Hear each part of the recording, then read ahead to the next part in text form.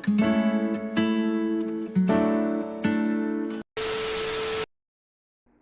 guys, mayroon dito guys, glue gun.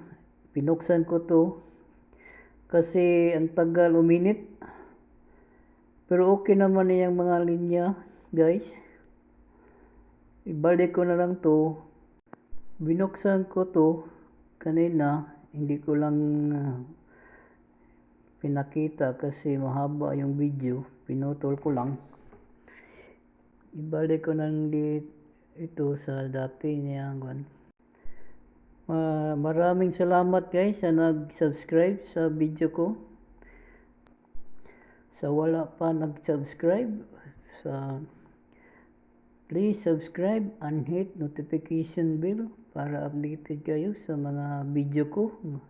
Mayroon akong bagong i-upload. Salamat, maraming salamat sa inyo sa pagsuporta sa mga video ko guys. Salamat.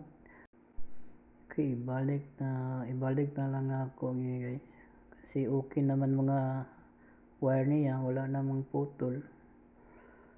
So okay siya. Ang problema ito, matagal uminit. Ibalik ko na lang. Baka maayos na.